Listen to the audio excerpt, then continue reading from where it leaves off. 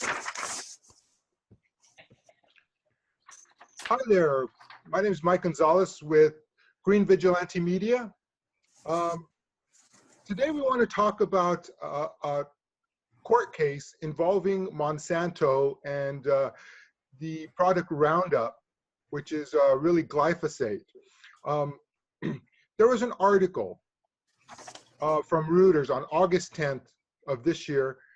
I'm quoting it. It says, a California jury on Friday found Monsanto liable in a lawsuit filed by a man who alleged the company's glyphosate-based weed killers, including Roundup, caused his cancer, and ordered the court to pay $289 million in damages. It went on to say that it awarded $39 million was compensatory and $250 million in punitive damages. So today I'm here with 4 activists. We have Susan Roberts Emery, Green Party activist and one of the Monsanto 10. She's going to be talking a little bit about that. Joyce Eden, who's a GMO activist, a green activist, and attended a portion of the trial. Also, we have Laura Wells, who's the Green Party candidate for U.S. Representative in California District 13. She also had an event in Monsanto-Bayer Roundup use now, and she spoke there and hosted that event. So she's going to talk about her candidacy and her position on that. And Mara Oliveira, who's an activist and one of the Monsanto 10, and is going to talk about ending Monsanto and glyphosate events coming up in the future. So first off, let's talk to Susan about the Green Party's position, the Monsanto 10, and she actually was at the trial a little bit. Thanks for being here, Susan. Hey, thank you. Thanks for having me, Michael. The Green Party has 4 pillars. We have grassroots democracy, social justice, ecological wisdom, and nonviolence. Those 4 are broken down into our platform, and they're quite lengthy. So I'm just going to hit on about 6 points under the agricultural part of the ecological wisdom. The Green Party supports the highest organic standards, which are the California Organic Certification Standards. That's the golden rule. We also support allowing government subsidies for organic farmers. So those are 2 huge things. And I was watching something the other night, and I saw that small farmers are actually paying $80 more per bag of GMO feed seeds than they are for regular organic seeds. So a lot of smaller farmers are switching to organic. So that's great for what's going on right now. Okay, as the Green Party, we also urge the banning of genetically engineering in all food production. So getting rid of all GE produced food. There's also, we would phase out man-made pesticides and artificial fertilizers. We support an integrated pest management system. So that's getting the right bugs in the right place at the right time. Green Party also agrees with applying the precautionary principle to genetically modified organisms. So the precautionary principle is if you're doing tests and they're not showing 100% perfect standards, then you need to warn the public. And Monsanto has failed to do that over and over again. So the Green Party is for a moratorium until anything can safely be determined by an independent, and that's in quotes, non-corporate funded study. Long-term tests for food safety. So that's huge. Just on a side note, there is a toxicologist in Italy. His name is Dr. Cirolini, and he had his name forged by Monsanto on one of their ghost studies. So they ghostwrite a lot of the information they put out. They put his name on a report, and he was able to sue them, which cost him a lot dearly, his own personal money. So thank you, Dr. Cirolini. And the other thing that Dr. Cirolini points out is he does 2-year studies with his rats, and he feeds his rats organic food. He's got some very healthy rats. Monsanto feeds GM food to their rats, their lab rats, and it's only a 3-month study. So forget the 2 years. Dr. Cirullini is showing 2 years, and he's growing tumors feeding the GMO, whereas Monsanto is only doing a 3 months. So again, just a shout out to Dr. Cirullini, and thank you for all his hard work. The Green Party also supports a growing international demand to eliminate patent rights for genetic material, life forms, genetic splicing techniques, and biochemicals. Basically, we're part of a giant GMO experiment, which is going on in real time. We are the lab rats. So the Green Party is against that. It's part of the treaty to share the genetic commons, which is available through the Institute of Agriculture and Trade Policy, if anybody wants to look further into that. The Green Party also supports a mandatory full disclosure food and fiber labeling. Again, if you go to Monsanto's website, they do not support labeling of GMOs. They are against labeling of GMOs, and they lobby hard to our congressmen for such a thing. So Michael mentioned I was at the trial. I happened to be at the trial when it was a dark day. So what it was the lawyers from either side were there to talk about what was going to be permitted and what was not going to be permitted. I sat there quietly, but I was rolling my eyes consistently. The judge had no idea about GMOs.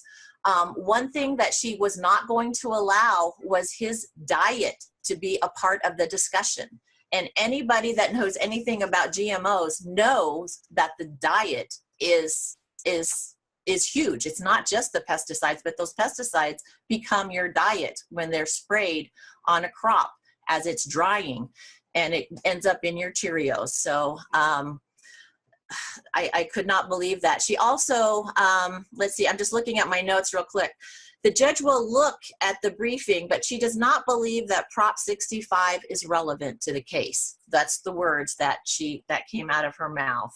So there was a lot that she was not going to allow. So when I heard the judgment of $289 million, I was, there's hope. I believe there's hope. So that was the trial. Okay, I was also a part of the Monsanto 10. The Monsanto 10, this happened May of 2017, and we were arrested at 5:30 in the morning outside of the Woodland seed facility in Woodland, California. It is one of the largest seed producing, one of Monsanto's largest seed facilities. That whole area is agriculture. They have a square mile where they're doing their tests. I've been there many years, and this was the first time they've actually arrested anyone. So we spent 10 months going to trial, and we ended up with a dismissal. And no, the police could not determine if we were on private or public lands, and there was a lot of debate back and forth. We showed up every time. The Monsanto lawyers, I think, showed up the last 2 times. So anyway, proud to be a part of the Monsanto 10. And a shout out to our dear friend Andy Cohn. We lost one of our Monsanto 10 during the trial. He crossed over, so we've got an angel on our side. So let's get the discussion going. Thank you.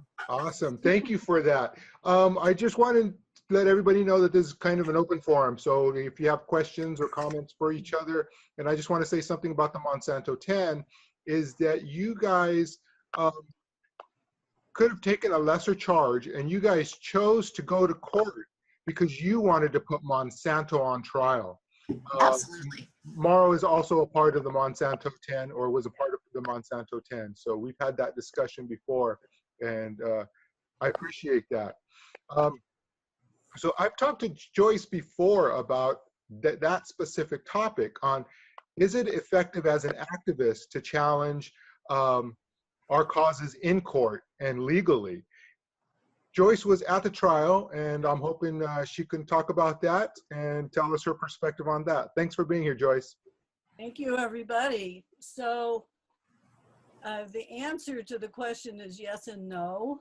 It really depends. And I mean, in the case of what Sue and the Monsanto 10 are doing, extremely important. And sometimes even if you don't get a verdict and get that far in the trial, just the publicity in the stand is very important. So that in itself is a good thing. You know, sometimes trials can be a double-edged sword, and you can get a really bad judgment that forms part of case law, and that makes it harder in the future going forward. But thankfully, in this case, we got an amazing judgment. I mean, I think people were flabbergasted and amazed. It was, my guess is that Mr. Johnson's lawyers maybe didn't have any clue that this would be the outcome of this trial. But it was just unbelievable. And, you know, being there, I was there 2 days during the trial deliberations when the jury was there, and I felt like I was on a roller coaster. When the defendants were putting on their case, I was kind of like, at the beginning of it, the first day, I was like, oh no. They had a, and I'm putting air quotes around expert, doctor who also is in charge of a lot of research on various forms of lymphoma, including non-Hodgkin's lymphoma, which is what Mr. Johnson has. And he read his long list of credentials, and the defendant's lawyers read, you know, emphasized all these credentials and all the research and all that, although actually I don't think he was one of the researchers, but he just had his name on it. In any case, it sounded I was like, oh, is the jury gonna go for this? Are they gonna bite? And then when the plaintiff's attorneys did the cross-examination, he was just destroyed, in my opinion, because he was shown to, you know, the curtains opened up, and he was just shown to be a Monsanto shill. And they even asked him directly if he was being paid by Monsanto to testify and come there and all that. And he was, and they asked him how much exactly and all that. So they got that to the jury and on the record, which was totally amazing. And wow. Even if they hadn't gotten the money aspect of it, it was so obvious by the way he was answering things that he was so biased. I mean, I don't have my notes right now from what he said, but it was just, you had to, like, even tobacco is not proven to cause cancer, okay? I mean, there's nothing that's proven to cause cancer, so of course they can't prove glyphosate causes cancer or Roundup. So, and just to be clear for everybody, it's the product Roundup and Roundup Pro that they found against, because, and of course in Monsanto, but because that has it's a mixture and it has a surfactant in it, and that surfactant is what, it's like it opens up oil and cell walls and so on. And so that's what allows the glyphosate to kill the plants, the weeds. And that is also what opened up Mr. Johnson's cells, because he was doused accidentally with Roundup 2 times, at least, to open up the cells and allow glyphosate to cause the skin to be, you know, all messed up, and eventually cancer from in the form of non-Hodgkin's lymphoma. So that was made very clear, I felt, to the jury. So that was an important point. And one of the defendant's attorneys, Monsanto's attorney, kept talking a lot about glyphosate versus Roundup. And I'm sure that was purposeful, because it's the it's the product and Roundup and Ranger Pro that are causing all the damage. I mean, I don't.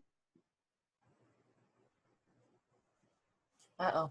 It looks like you fell out there, Joyce. Let's give it a moment and see if she comes back.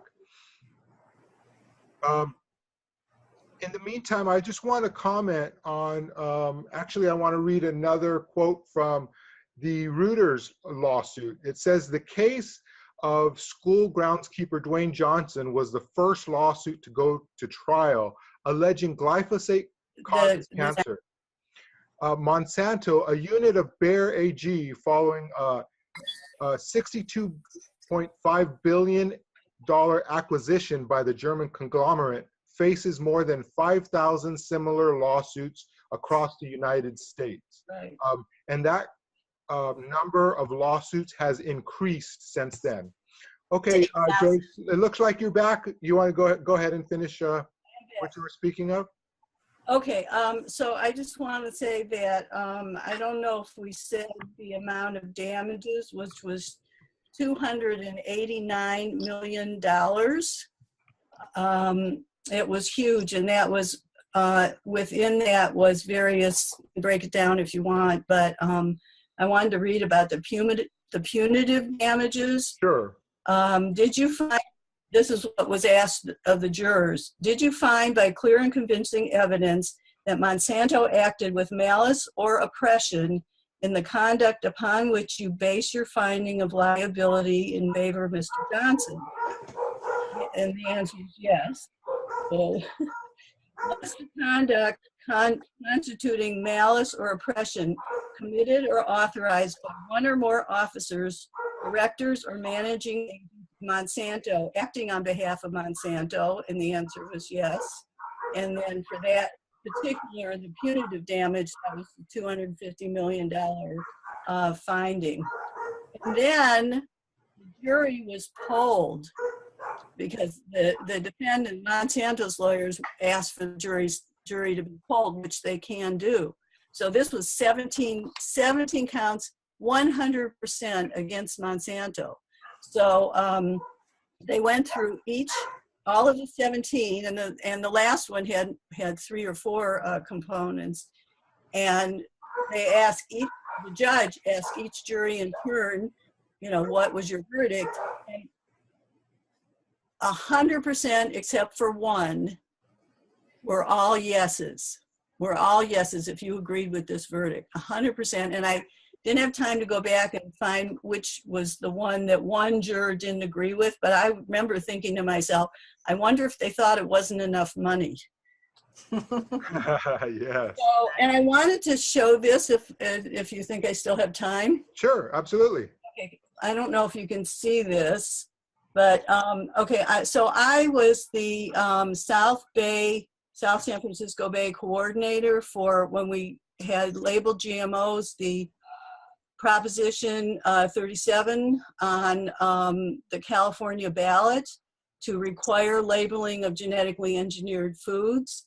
And that did not pass. It actually came close, but the opponents, of course, including Monsanto, they spent $46 million against our very real citizen initiative.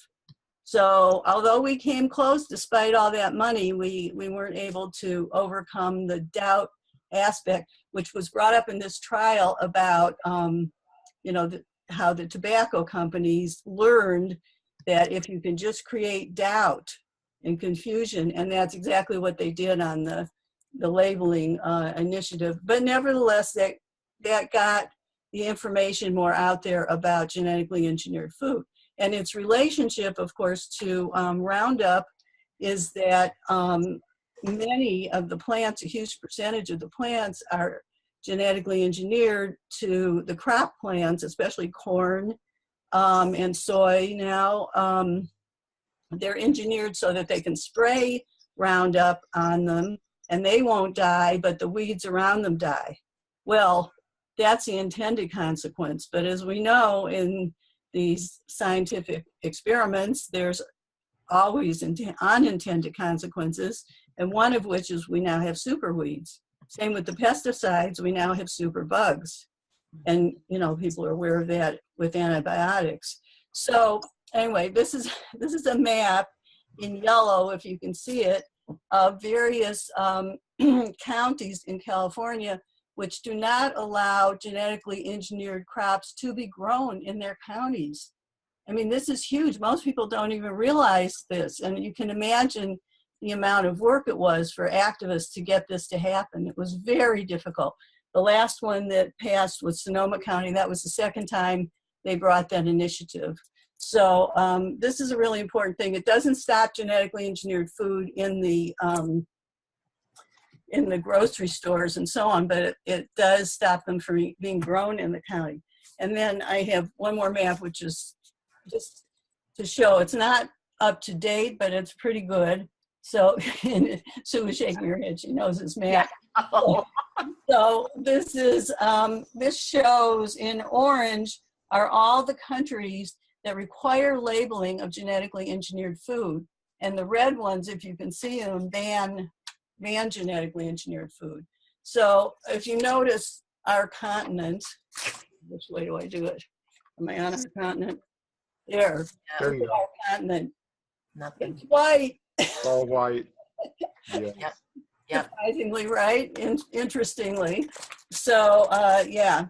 So it says TPP on there because we were fighting TPP at the time. I see. Yeah. Is it So okay to address Joyce? pardon me?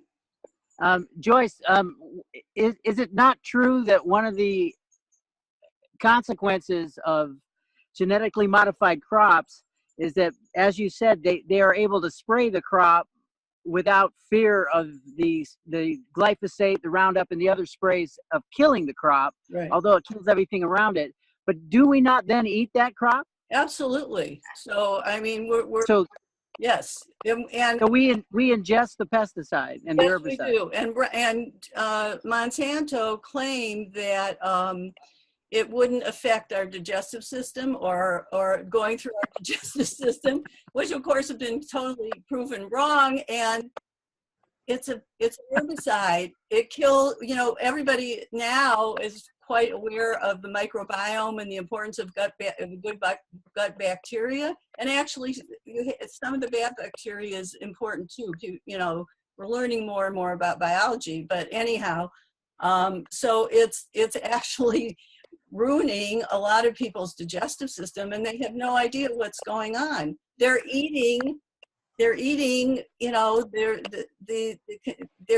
their gut. So they're killing the crops, or the weeds, and they're killing our gut bacteria that we need. It's insanity. It's just insanity.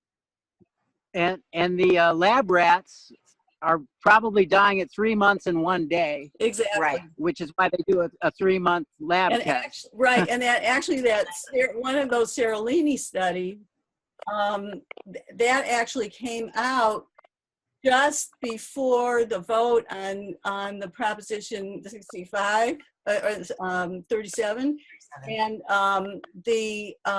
so Monsanto and all had to get on that, and they just practically creamed this poor man who was doing real research. And what turns out very interesting, his study that they were destroying was based exactly on a Monsanto study. He replicated the exact same Monsanto study, but it went on, and with the same 3 sets of food, GMO, non-GMO, and conventional, or organic and conventional, whichever. Anyway, it was 3 sets of food, but his went on for the life of the rats, as Sue was saying, whereas Monsanto's was 3 months or whatever. It was the same study, and they were pillaring the study's criteria and so on. It was their criteria.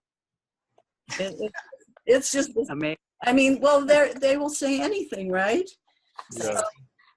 Yeah. I believe it takes 1 part per trillion for cell division to start happening with glyphosate in your body. Wow. And there's a lot. If you look at the internet, you can see, the Cheerios is 1,120 or something per parts per million, and it's 1 part per trillion for cell division to start happening. And you look at breast cancer, you look at everything, all the cancers that are happening in our environment right now. So yeah, we are the lab. And they found it in vaccines too. Absolutely, among other things.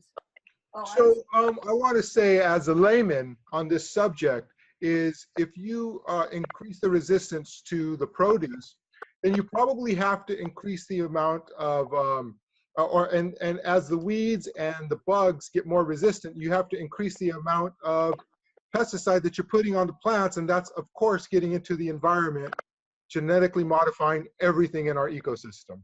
Yeah. So I think it's easy to connect those dots, I think. Right, and also, so what's happening now is that the glyphosate is not as effective as it used to be. So they're going to 2,4-D and dicamba and more virulent herbicides and pesticides. I mean, this is also in the pesticide realm. And more often, correct? I mean, I talked to farm workers and they're doing it more often. Right. So this is, I mean, this is a huge concern for farm workers. And Mr. Johnson was a groundskeeper at a school in Benicia, among others. So the kids are getting sprayed, the lawns are getting sprayed, and the animals, people's pets and their babies are crawling on them, and they have no idea whatsoever. And as you know, it's still ubiquitous in the Home Depots and the various other stores. So I did want to say one other thing, Sure. which is in terms of people avoiding genetically engineered food. So this is the USDA label. I don't have the California one, which is way better, as Sue is saying. But so I try to I do workshops and various outreach things. But the non-GMO Project certified, they actually test the food for genetically engineered ingredients. Now, a small amount is allowed because it's so ubiquitous, and I would like to see it more stringent, but it does at least give you a cue. However, it's much better to do the organic because you have way less chance of getting, this allows other herbicides and pesticides and so on, but this does not. So this is way better. And then you want USDA organic labeling. Yeah, or both is good. Some things now have both. So, Gotcha. And we have made progress in terms of a lot of things that you notice are labeled non-GMO. So that's Excellent. something. Yeah. Well, thanks, Joyce. I want to go to now. I want to go to Laura Wells, who's running for U.S. Representative in California's District 13. And after the verdict, she had a conference and a press conference and rally to end Monsanto-Bayer Roundup. So go ahead, Laura. Can you tell us about your platform regarding Roundup, GMOs, and glyphosate? Yes, and I want to say that the powers that be don't go anywhere near strong enough on what needs to happen, just what needs to happen for basic health. But I want to say right away that on August 31st, which was Friday, that's when there was a press conference, and I posted it on Facebook, and they say, and so they put me down as the host. I do want to say that that's my bad about knowing how Facebook works, but it was Steve Zeltzer, who does Work Week show on KPFA Public Radio. And so he sponsored that press conference and brought a whole bunch of us together, including farm workers and doctors and ex-directors of Cal OSHA, who have been very disappointed with the response from the officials like Cal OSHA and things like that. So that was and it was outside the Bayer offices that are in Berkeley, California, on Dwight Way. And Bayer had recently, for billions of dollars, bought Monsanto. And so there it is in Berkeley, the headquarters of this evil, I don't use that word lightly, corporation, Monsanto. And kudos, as people were saying, to the people, you know, like Sue with the Monsanto 10, and Dwayne Lee Johnson, who was the person of this trial, for going to trial, for not taking the settlement. So many times people have taken the settlement, and you can't blame them either. But this one that went to trial, and there are a lot of other people who are suing Monsanto, and this will help them a lot. I mean, the hope is, and I want to say right away that all the workers at Monsanto, I hope they get better jobs and stuff like that, but the hope is that Monsanto will come down over this. They were part of Agent Orange in Vietnam, and that was where a whole lot of people did settle. You know, a whole lot of veterans who were very, very injured by Agent Orange in Vietnam. These are American veterans, not to mention what happened to the Vietnamese, you know, with that. And Monsanto was part of that. That was what, 50 years ago. So it is time. So it was wonderful to hear that B with a billion, you know, well, M with the millions, and multiplying it out by the potential that this could be, that this could really be what is needed to stop this kind of insanity and these kind of corporations.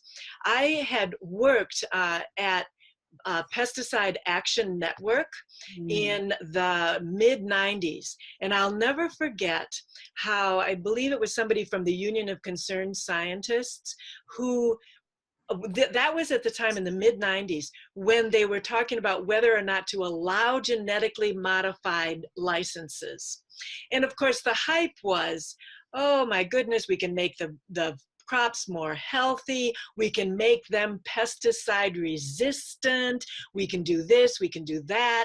And yet the first licenses that Monsanto and the rest of them applied for were exactly what Joyce was talking about, the licenses in order to make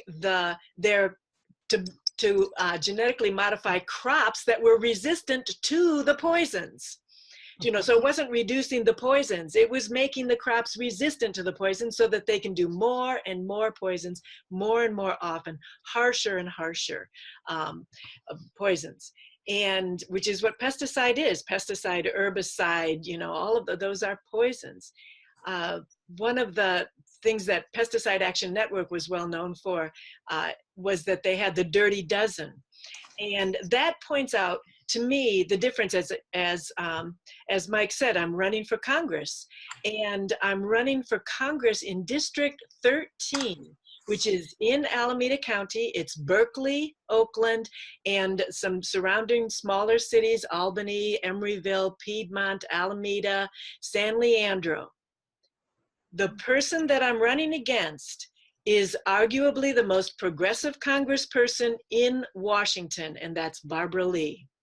And this is an opportunity to see what the difference is between what the most progressive of the Washington folks will do and what needs to be done. Not just what the Greens will do, but what people want, what needs to be done.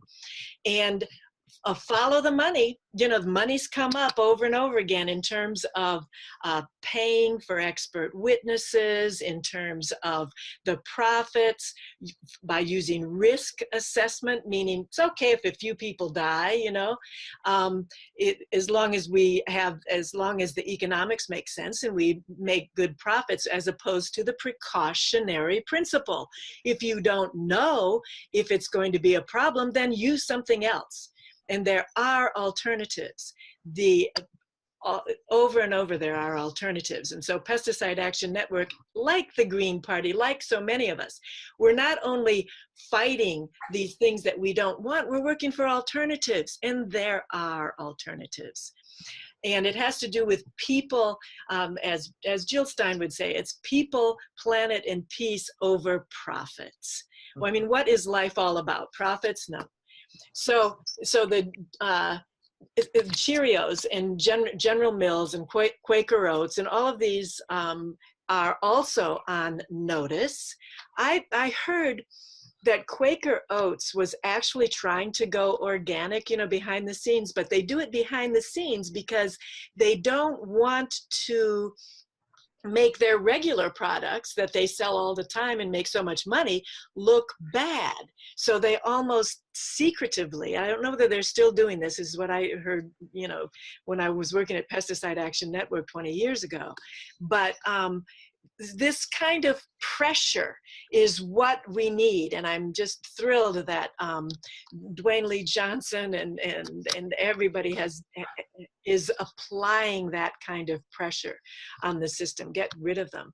Again, it's like, okay, so what do you know? What does the Republican Party seems to say, well, it doesn't exist, or, you know, it's not a problem anyway. And the Democratic Party seems to say, well, yeah, it is a problem and we'll do something about it. So, you know, and what they do about it is always far, far short of what needs to happen. And even a lot of times it stops with words. It's what is said. And it's, well, let's reduce, you know, an IPM, integrated pest management. That means go ahead and use this stuff, but just not as much. You know, it's like it's poison. Stop it, ban it, stop it. That's what we really need. And if we're not being funded by the corporations, that's what we will do. You know, but the whole of Washington, Democratic Party, Republican Party, are all funded by the corporations and the billionaires actually behind them.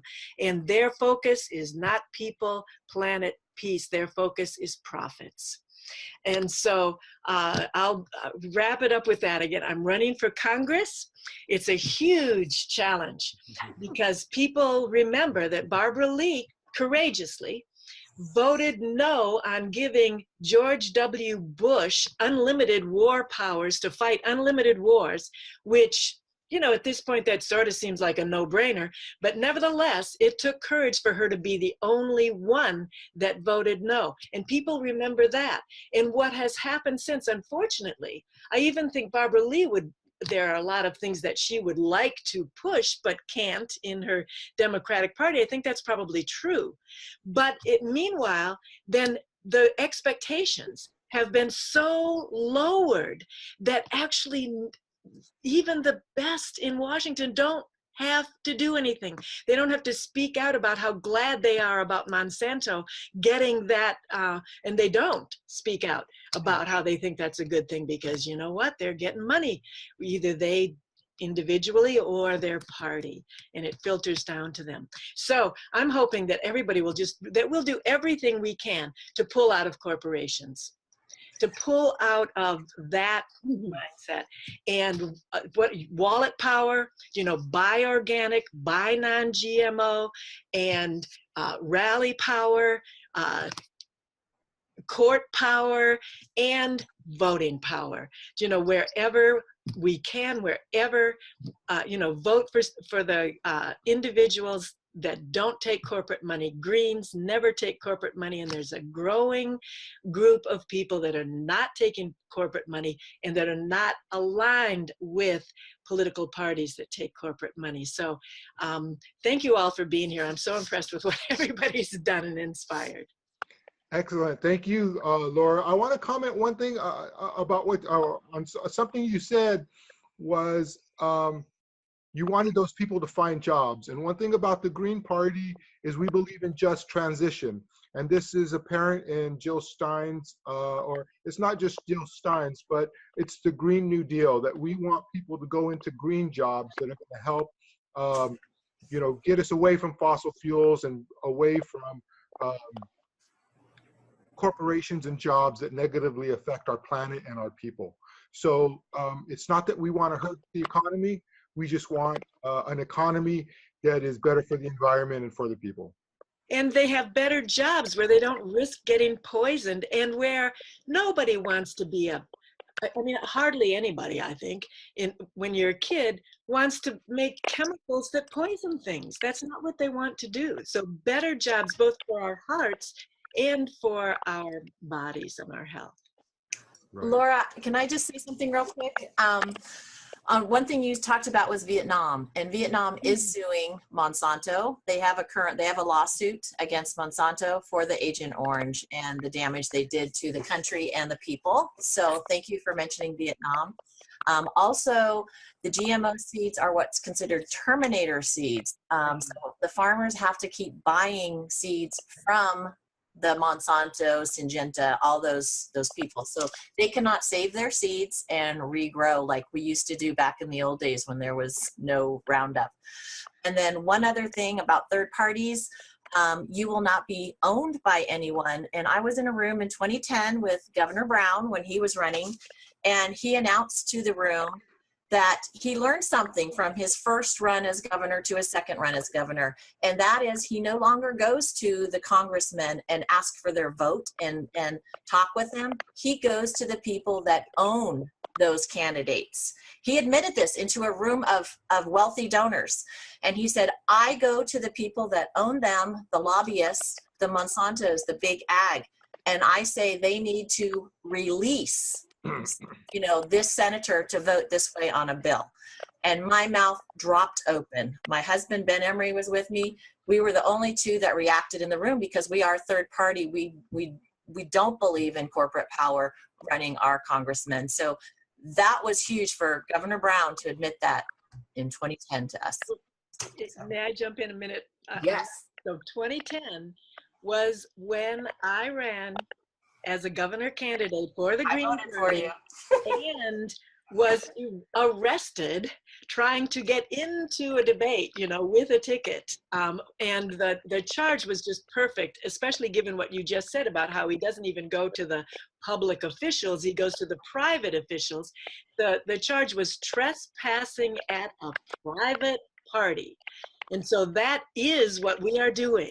Guilty as charged, but yes, that's what we're doing. And we want to make it for the public good, not the private profit. Thank you, Laura. Thank you. Thanks a lot, Laura. I'd like to jump into something that Susan. Uh-oh. Somehow I entered the safe driving mode. We can hear you though. Hear you, Mauro. Okay, all right. Well, the suicide genes, the terminator genes, actually are high risk of escaping into the wild. And can you imagine if our oak trees and our beautiful forests and natural vegetation all of a sudden adopted through some weird mutation the suicide gene, and then all of a sudden they just stopped giving seeds that would grow. And this is something that scientists warned us about right when the suicide gene came out. And I've not heard any discussion about that in years since then. It's like it came out, but that threat has never gone away. The deeper that Monsanto and the others, Syngenta and them, get involved in manipulating the genetics, like at the seed plant in Woodland, the higher the risk that they're going to create something that will just let loose like wildfire. So that's one thing. And the other thing Susan mentioned is that Vietnam is suing Monsanto. And Michael, you and I were talking earlier on how much money is it going to take away from them before we actually wound them, because $300 million really is nothing to this company. But with entire countries suing them, and if every 3 and 4 verdicts amounted to $1 billion, which it would if they were all just like this verdict, we could actually put this company under. And so we don't want to lose sight of that. This is a Goliath, but we are David. So I'm going to attempt to get. Can you see me too? We can't see you right now. Okay, good. So should I go on with what's going to happen? Mauro, then on so the I was going to introduce you next anyway.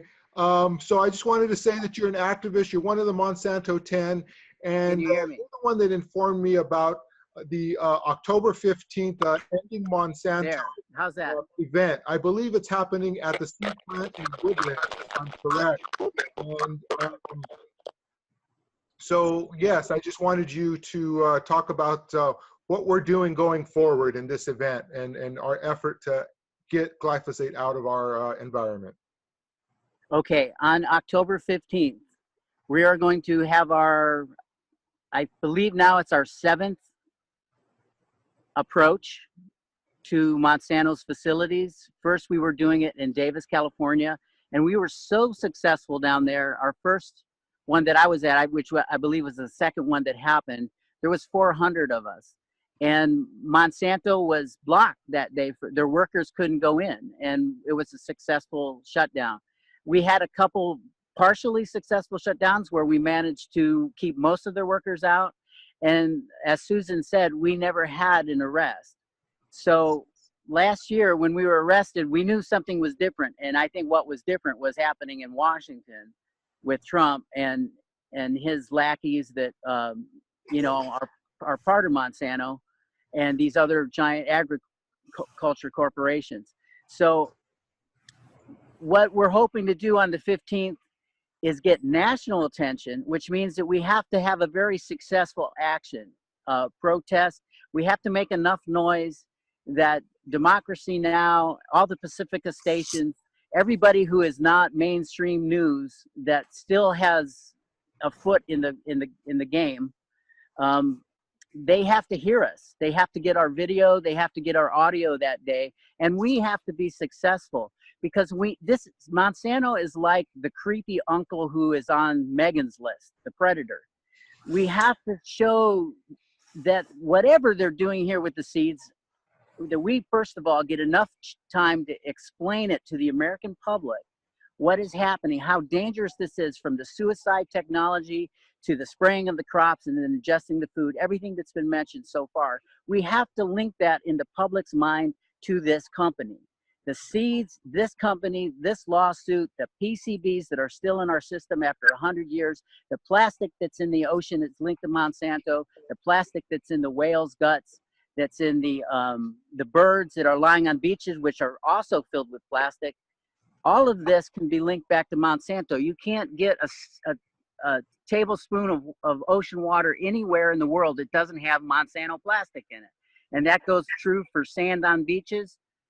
It's microscopic now, the way it breaks down, but it never goes away. But yet the smallest of organisms now are digesting plastic, choking and dying, and we're seeing the foundation of the food chain collapse. So we're not talking about, you know, just one more year of beating down the public's interpretation and feeding them the truth. We're talking about we need to have successful tear downs of these companies, or our children will not be able to have their children.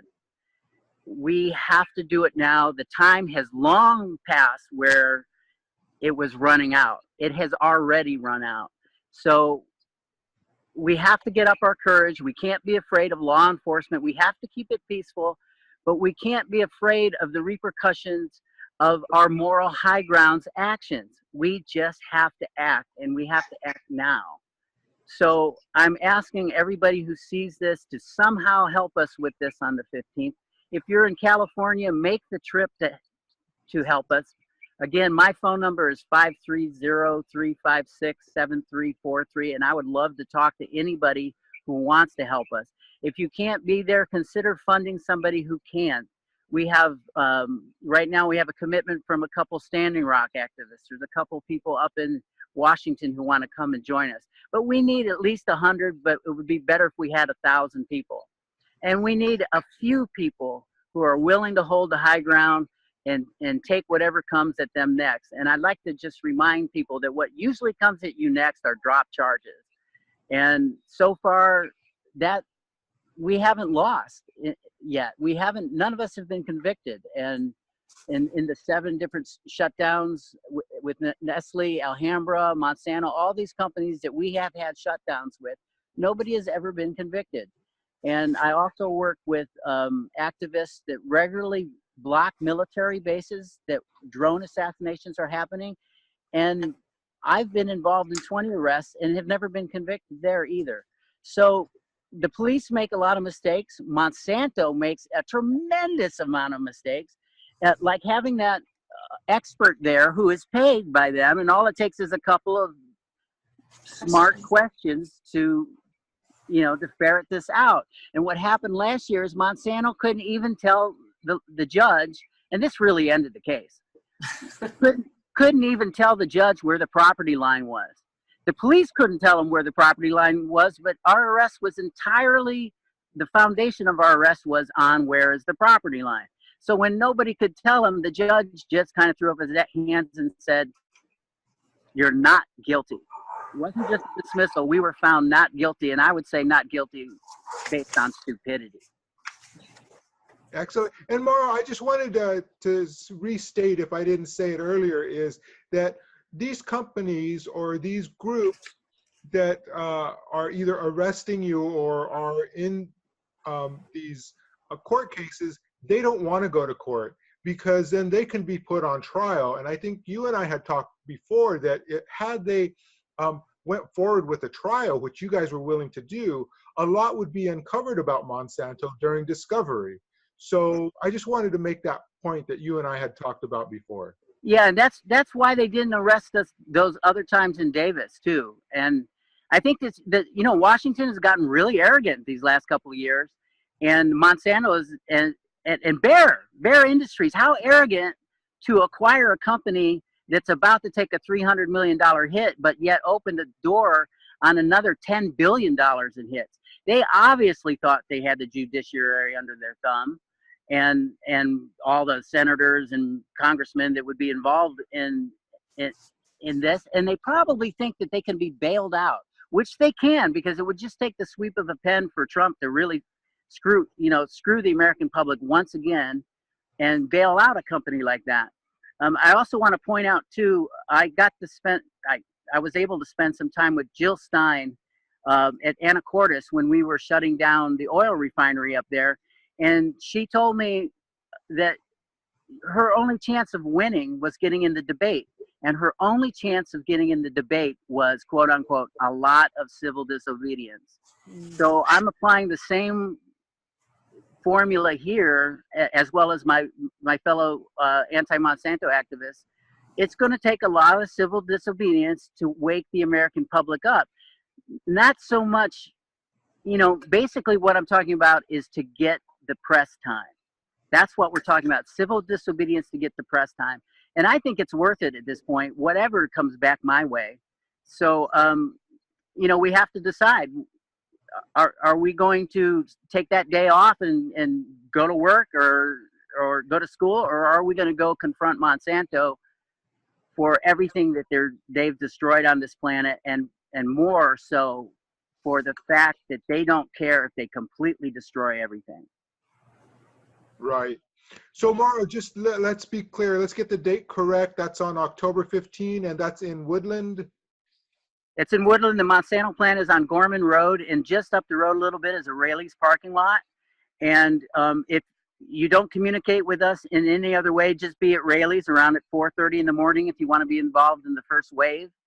If you can't make it then, but still want to be involved earlier or later in the day or later in the morning, because I'm not sure that it would go much past 2 or 3 in the afternoon. Once they shut down, we have our success. And there's not a lot of room there for us to put bands up and have music. So it's kind of tight with traffic going by. So I would say everybody should try to be there in the first wave, because if we have the numbers first thing in the morning, Monsanto is more than likely going to tell law enforcement, don't arrest these guys. But it doesn't matter whether they arrest us or not. We are going to do our very best to have a successful action, even if we are arrested. And most people can expect not to be arrested. All you have to do is listen to law enforcement and do what they tell you. So there's plenty of room for every level of participation. You absolutely do not have to get arrested, and it's quite safe. You won't get arrested. They don't want to arrest us. They really did not want to arrest us last time, and we really pushed them into arresting us. All right, Monroe, what time does it start again, and what day of the week is October 15th? That's a Monday, and we will be able to house people on Sunday nights at various locations in Woodland and Sacramento area. And so that's 4:30. The actual shift change, I think, is at 6. So we like to be in position by 5. So really plug in with it's called Monsanto Shutdown on Facebook. Also, my page that I just briefly put up last week was Monsanto's funeral, and the Anti-Monsanto project and March Against Monsanto all now have our advertising for this. So if you can plug in and get there and be part of the group rather than try to just be a lone ranger flying in on your own, we really work well when we get the group all on one page. Hey, Excellent. Mauro, can I just clarify the location? Monsanto facility is off Highway 16 in Woodland, and the intersection is County Road 18. County Road 98 and 16. That's where the Rayleigh's parking lot is, where we'll meet. So a lot of people will know that. And then Monsanto is just down the road on Highway 16. So it's County Road 98 and 16 is the intersection where we meet in the morning. Yeah, and a couple of years ago when a police officer did attempt to arrest 3 of us, and then the next thing we know, we had 15 other people join behind us, so they didn't. And I told the officer, I said, "Officer," he goes, "we don't want to have to arrest anybody. We haven't done it yet today." And I said, "I'm sorry, officer. I'm here for my children and your children and all future generations." And they stepped back and they did no arrests that year. So yeah, it's a very peaceful, and we're going for a lot of education this year. We'll have signs for people, and we hope to space ourselves out down Highway 16. So cars passing by can read the signs and understand, and we can bring some education this year to a lot of the public, the employees, and the passersby. And wear clothing that's highly visible. Don't be dressed in black unless you intend to be far enough off the road where it's safe. It really is a lot of traffic there, and both the police and the activists do all we can to make it safe for everybody. I have to commend the police for their concerns last year, and we all really do we respect each other. They know us, and it's not a lot of tension. Excellent. Thank you, guys. Hey, so I think we're going to wrap it up there, but I want to give everybody a chance to plug their websites and any groups or causes that they have. This is being recorded. It's not live. I'm going to upload it afterwards. I'm going to put everybody's websites and information that they want in the video. I might even put a couple of panels about Laura's campaign and the event site itself, okay, so that it will be available to everybody that sees this. So, Sue, is there anything you want to plug? Yes, for the Monsanto shutdown on October 15th, bright and early in the morning, I would love to extend an invitation to Robert Kennedy Jr., Neil Young, and Dwayne Lee Johnson. We will bring a wheelchair, allow him to sit, rest himself, but we would love to get some high exposure people there this year, and please tell your friends. Also, one thing that Mauro talked about with the changing of nature itself brought me back to Rachel Carson and Silent Spring. She was way ahead of her time, and she was right on board with all this. So I have no website, but I look forward to seeing everybody on October 15th. It is my birthday, and happy birthday, Sue. Let's shut down Monsanto. All right. And then Joyce, is there any groups or websites that you want to get out to the public? Well, we have GMO Free USA and GMO Free California, and I want to say that, and March Against Monsanto, of course, and everything else people said. Really, people need to stop using the products. And will you please tell everybody you know and see if you can spread the word to not use Roundup, for goodness sakes. And talk to the managers of Lowe's and Home Depot. Let's start putting pressure on them. So you can get 3 people. You go one week and have someone else go another week and someone else go another week. Another big thing is letters to the editor. If there's anything in the paper, not necessarily about of course it would be great if we get it about the action, but anything related, all of us write letters, and if you have other activists who will write letters, you have more of a chance of getting it in the paper. And there are still a lot of people who read the basic papers, actually. And have people stop spraying, for goodness sakes, their lawns. They don't realize what's going on. So, not using the products. Same thing with food. If you happen to be lucky enough to have a yard where you can go grow some vegetables, please do that. That makes a difference. There's the community supported agriculture. We live in an area where there are so many awesome little farms growing organic food that you can get a box once a week if it's convenient enough for you. And then we have all these farmers markets. So talk to the farmers market people and check if they're growing organic or not. Some farmers markets are all organic and some aren't. So let's encourage that, and let's have healthy bodies, so that we can keep on doing what we're doing and our children can survive. Great. Those are great points, Joyce. Thank you very much. Okay, Laura, how about I'm sure you want to talk about your campaign? Well, just my website is laurawells.org, so it's just LAURAWELLS.org.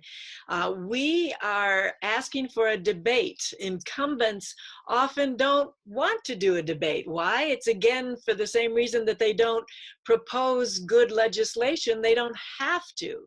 And so, but we're going for a debate, and we may be doing a petition. If that's the case, please sign that petition.